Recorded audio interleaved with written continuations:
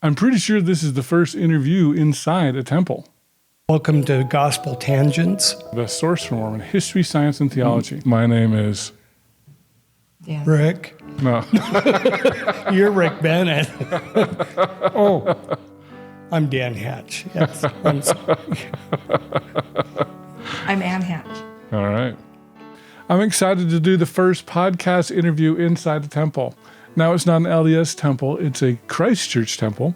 And I've got Dan and Ann Hatch, who are the temple president and matron for Christ Church Temple in Nevada. It's about 30 miles from Tonopah, Nevada, in a very unincorporated part of Nevada. So it was a lot of fun, and we're going to first learn about Dan and Ann's conversion from the LDS Church to Christ Church. Welcome to Gospel Tangents. We're in a special place with two amazing guests. Dan, could you go ahead and tell us who you are and where are we? My name is Daniel Hatch. I go by Dan. And where we are is inside the font room of our temple. This is definitely the first podcast, I think, ever in a temple. Awesome. So, and Ann, you're not a member of the LDS Church. What church are you a member of? We are a member of Christ Church, Christ Church. also known as the Branch. The Branch. And it has a long name. It does. The long official name is Christ Church. The righteous branch of the Church is just Christ of Latter-day Saints. All right. Well, very good. We're here in Nevada, in literally the font. It's kind of hard to see for our guests behind you, but it's literally right behind. It's got 12 oxen, just like an LDS temple would. It's a little different because we've got a Star of David there. Can one of you guys can, paper, scissors, rock over it. Tell us about why do we have a Star of David in the temple? Star of David represents, just like you would see if you were on Temple Square at Salt Lake. Yeah, in Salt Lake, of The course. assembly room, or the building. What am I thinking? Yeah. Is it the assembly room? No, This. I think there is one in there. No, it's not in the room. There's a Star of David on the window Yeah, in. is that what they building call in it, the back. assembly room? assembly hall. Assembly hall. Right. That's Well, what- the Star of David basically represents Zion from above meeting Zion from below.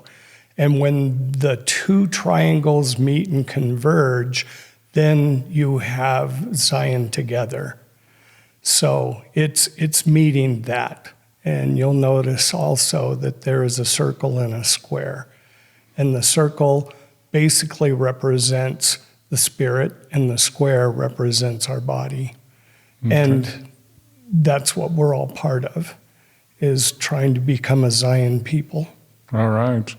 And so we got in here because I know the temple president and matron. And so, Ann, I think we've been trying to do this interview for a long time, haven't we? Yeah, 2 or 3 years. Yeah. Dan had a busted up knee there for a while, and now... I had a couple knee replacements, but yes, I was off for a while. I was lucky just to walk around. Well, I'm excited. The last time we've had David Patrick and Benjamin Schaefer on, but it's been a few years. Yeah. It's time to come back, and clearly, well, it's interesting because when we talk about the broader restoration in general, a lot of churches don't have they don't believe in temple worship, but you guys do, and and I understand you guys both have LDS backgrounds. Yes, we do. So who wants to go first and tell us about growing up in the LDS Church, and why did you change? Well, I grew up in the LDS Church. Okay. Dan was a convert. Oh, is that right? I didn't realize that. Yes, when I was about 15 years old. Oh.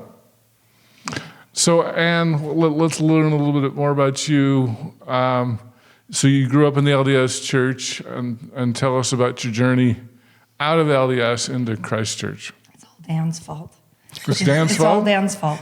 So, I grew up in the LDS Church. I had a father who was very inactive, but a mom who was very stalwart and attended all the time. And she took me everywhere with her. And, we were, I think I'm 5th or 6th generation. They go back to the early days of the church, my ancestry. And You're a tanner, I understand. I'm a tanner. and a woolly and a few other things. So, but, you know, we were just, I was okay.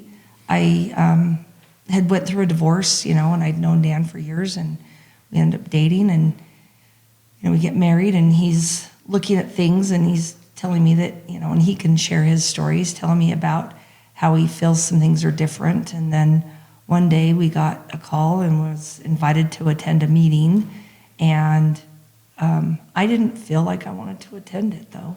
And Dan went, and, you know, from there we started talking to the missionaries from Christ Church and having conversations, and Dan and I and my mom, you know, made the decision to join Christ Church.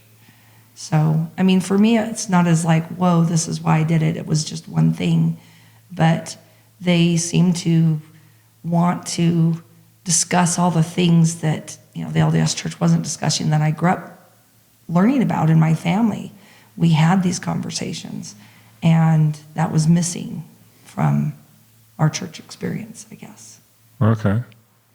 So, and Dan, I didn't realize you were a convert. I knew you'd served an LDS mission in France. That is correct. Tell us more about your conversion to the LDS and then Christ Church. Well, my parents were probably divorced. Well, they were divorced when I was about 6 years old. And my father became a convert to the LDS Church. I lived with my mother until I was about 14 years of age. And then I moved in with my father. And my father was LDS, and they wanted me to go to seminary. So I attended seminary for a whole year before becoming a member. Oh. And it was my seminary teacher that challenged me to be baptized. And I realized after spending a year being in the LDS Church and going to seminary, it was, why not? I don't see anything wrong with this.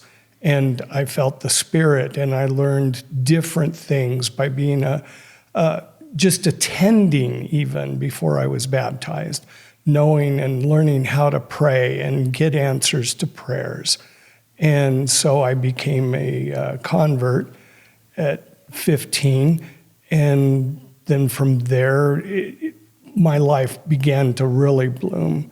And like you said, I went on an LDS mission to the Geneva, Switzerland mission, served in southern France and the French part of Switzerland as an LDS missionary. And I'm trying to decide, I know you've shared some of those mission experiences. Do you want to share any of those? It sounds like, because did you have a military background or something? Yes, I do. I also joined the United States Marine Corps Reserves back in 1975. And the reason I did that, I wanted to put money away to go serve on a mission so that would help me. And it actually helped me mature and grow from that point.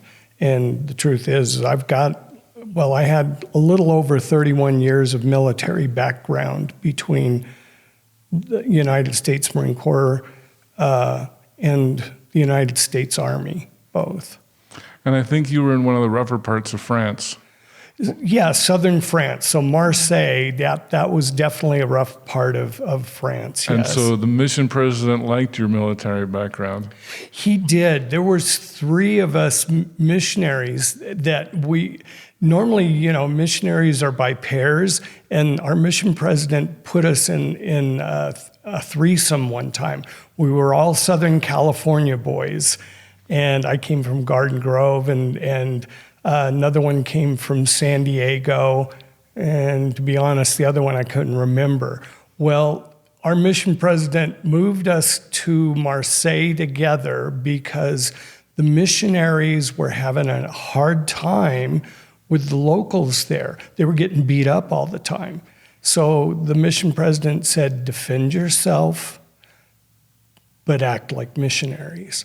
And it only took a few times of actually when we were attacked, when they realized, guess what? Those Mormon boys know how to fight back. So it changed a lot as far as the missionary work. We weren't accepted by some of the locals at one time. And after some of that happened, we as missionaries, we even got which is interesting. The fire department in France, believe it or not, is part of the Navy because it's related to water. Go figure. Oh. Yeah. So they had a fire station there, and they had a volleyball court. And we challenged them to volleyball because they used to call us names and things like that all the time. So we went by one time and we said, hey, let's have a volleyball match. And after that volleyball match, by the way, we lost. They won because we don't play volleyball every day. But from that point on, that changed their whole outlook on the LDS missionaries in Marseille. Because of just knowing that, guess what, we're human beings as well. Well, very good. So how long have you both been members of Christ Church? 20 years almost. 20 years. Mm-hmm. And so, because I know Christ Church is what we would call a fundamentalist Mormon group, believe in polygamy. And especially I want to hear this from Ann, because a lot of times women are like, we hate polygamy. So what is the draw to Christ Church that you felt this is something I want to be part of? Well, so I guess I got to share a little bit more about my growing up. Okay. I grew up with family who was big on genealogy, and I pretty much, assisted with that from a very small age, and, learned to read records at very young when I was learning to read and write, fill out forms, things like that. So, I was exposed to my ancestors' stories as my grandparents were reading them to us, my aunts and uncles were, and hearing about their stories. Well, then you fast forward and I'm 14, and at 14, what do? You go get your patriarchal blessing. And so I went and got my patriarchal blessing. And in my patriarchal blessing, I struggled a lot with my dad because he was inactive. And it talked about my dad, but it talked about how I would be in a family that would be basically living that someday. And so living polygamy? Living polygamy. Oh, really? It indicated that to a degree. And so, and I was like, Mom, what is this really, talking about? Well, before I got there, I had a dream. I think I was 11 or 12 years of age. It was either right after I got into mutual or right beforehand. And I had a dream where I was in a family and there was more than one mom in the family. And that wasn't my family because my dad was inactive. And so I was like, what is going on with this dream? Or is it, did I see something or read something? I don't know. But that dream stuck with me. And then I had this blessing, and my mom and I were talking about it. And she told me about how, her parents were talking about different things and what, she knew about the lifestyle. And she's like, but right now we're not living that, right? Because this is, the 80s. And so the 1980s. And so it's like, that was 100 years ago or something. Mm-hmm. And so, it just... If only you were born 100 years earlier, right? Yeah, I'm kind of glad I wasn't, though. I don't know. Walking across the plains, I don't know. That sounds like a good time. Well, as I drove here, what is the nearest town here? The nearest town is Tonopah, and it's 30 miles away. Okay. Because I drove here, and I was like, if this is the part of Utah that you can look at, and except for, you'll see some power lines here and there, it's really what Utah probably looked like when Brigham Young came. Right. Out there on Highway 6. Yeah. Yeah, there's nothing. And so there's really nothing. And so it's like, well, in a way, you guys you're modern pioneers, right? I mean, you got a truck instead of a wagon, but... Right. Yeah, maybe, I guess, in that way. But so anyway, moving forward with that story a little bit, I guess I was kind of more open to that. And when, these missionaries invited us to this meeting and I didn't go. And this is like 20 years ago. Yeah. And Dan's like, hey, you need to come and do this. And come over here, we're having lunch and meet these people. They're nice people. And I just casually said, I don't know, I feel like they're probably fundamentalists, and they're polygamists or something. And he's like, no, they're not, And we just kind of walked, and he stayed and did whatever and then came home later. And my mom and I and our family didn't go. And so the rest of us, so Dan came home, we ended up talking about things, but I was reminded again by another experience. My cousin and I were talking, and, she's like, yeah, I'll totally do that in the millennium. It isn't restored. Christ ain't back. We don't have to do it now. We're good to go. But, then, and I was like, but would you do it now? And we just kind of discussed that a little bit and what that would maybe look like. And it was because I kind of figured that this was where this church was at, and as one of their tenants. And it's just one of the tenants, and not every member here lives this way. But I was like, how would that feel and look to me? And so I really had to pray about it and think about whether I wanted to talk to them again or not. And some of our first heated discussions as a married couple were over some of these subjects, of what does Christ Church believe in versus what the LDS Church believes in, and what do we do about that? So. How about you, Dan? What attracted you to Christ Church? Believe it or not, it was a phone call that I got from a lady that I knew in LDS ward that I was attending at one time. And she said, Dan, you've got to come to this meeting. And she started talking, and it didn't matter what she said, because when I had the phone to my ear, it was the Spirit that said, yes, you need to go see and you need to observe. And from, I guess, the time that after I was baptized member in the LDS Church, I learned at that young age how to listen to the Spirit. And the Spirit talked to me a few times, and I realized that if I don't pay attention to that, that's when problems happen. So, and that'll be a story for another day for you. But I did go and I did attend, and what I learned from that was I realized that's where the Spirit was, which was extremely important to me, because at one point in time I felt that the LDS Church had lost that the men that I used to know when I was younger had the Spirit with them, and they were inspired men. The bishops, the stake presidents, I saw great miracles and things like that. But over a period of time, it just became like diluted milk with a lot of water. And so when I attended... You wanted the meat, right? No, by any means. But so attending, I was going, this is where the priesthood is, that I know for sure. Because I kept attending church, I just didn't know what to do about it. And the honest truth is, I had absolutely no intentions of joining a fundamentalist church, because all I could think of is the short crickers or whatever. And so I had my crosses up and my garlic around my neck, But so I attended this meeting, and I knew this is where I needed to be. Then, of course, like Ann pointed out later, she goes, they're fundamentalists. I go, what? She goes, yeah, they're polygamists. And I go, no, they're not. And so my whole point of joining Christ Church wasn't because of living the principle of celestial plural marriage. It was strictly a priesthood issue, and feeling that and feeling the Spirit that was with me. And that was the most important thing to me, is making sure I knew where to go and what I was doing and who I'm serving. Okay. So, as we look at it, I'd like to talk a little bit about Christ Church. And we just had the interview with Christina Rossetti, touched on your church just a tiny bit, not very deeply.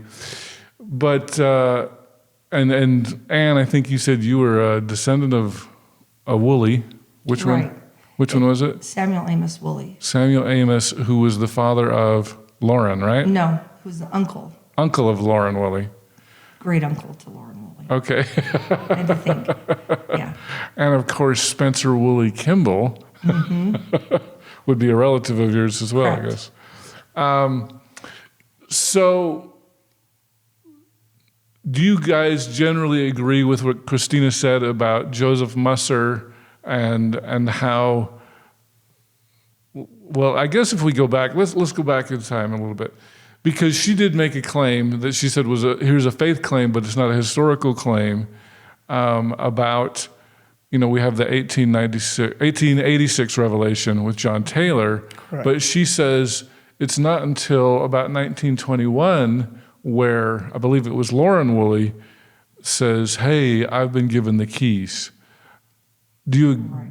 Where he you would shares disagree that with that? experience. Yeah, he shares the 1886. Yeah. So there's a 30-year gap, There roughly is. 35 years, where we don't hear about this council of friends until Lauren Woolley tells us in 1921.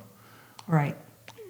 And he brings up that there's certain men that are a part of that as well. Yeah, And so the bigwigs, George Q. Cannon, Joseph S. Smith, people there's like that. J. Leslie Broadbent and in there as well, and who's a fundamentalist. Okay. But yeah, they're supposed to be have given the keys to the sealing powers and, keeping the polygamy part going because, the revelation that was given that day, I think it was September 27th, 1886, was about, this shouldn't be taken from the earth. You can't turn your back on it.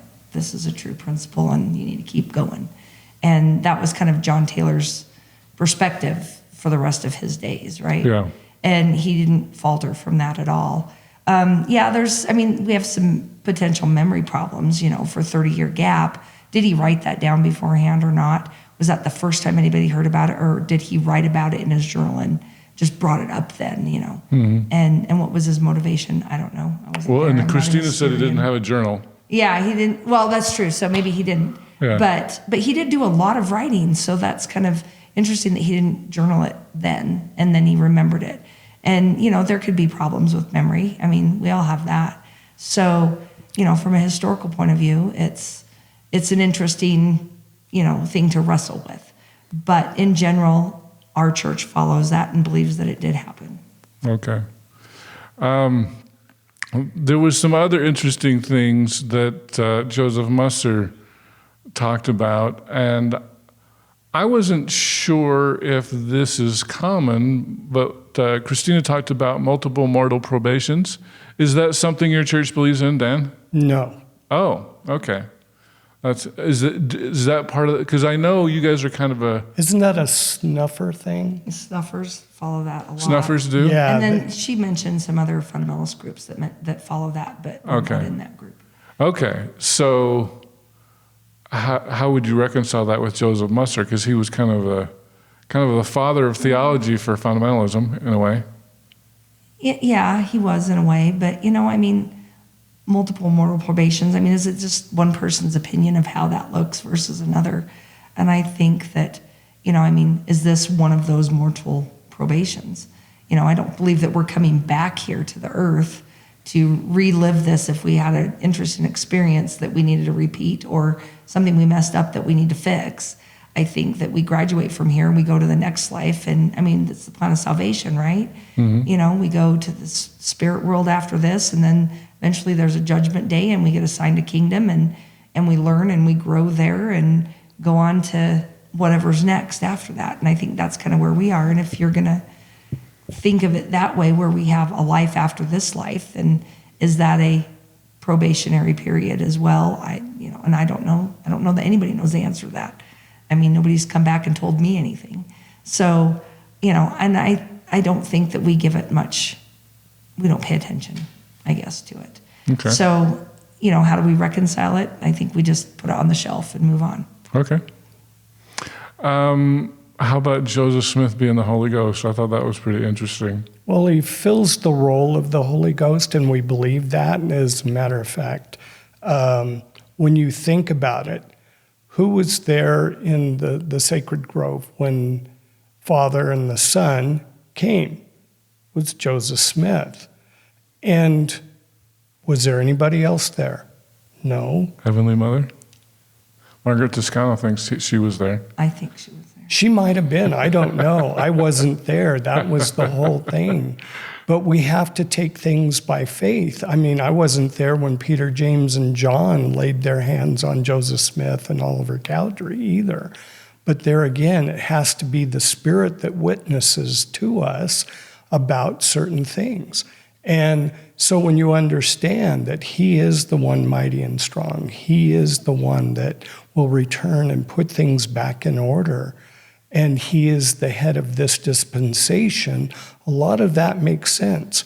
And who am I thinking of? Who's the young lady that also believes that? She teaches at a lot of the, I can't think of her name right now off the top of my head. I do. I can see her face, but she's at a lot of the Book of Mormon evidence conferences, and I think she's been to some Sunstones. But since her and her father, remember? Oh, are you talking about Hannah? Hannah started. Okay. Stoddard, yeah. But she does, and she understands that, and her father basically teach and preach that and help to try to guide a lot of LDS people towards that idea and understanding how important his role is in all of this. And do we believe that? Yes, we do. Oh, wow. So Hannah's still LDS, isn't she? She is. Yeah. She is LDS. Well, we can't speak for her, but that's Yeah. our interpretation of what She we've heard said. Right. in her presentation. And I mean, I've asked her personally, and that's what her and her father believe personally. At least that's what she's told me. But like Ann said, I can't speak for her. She's not here. Yeah.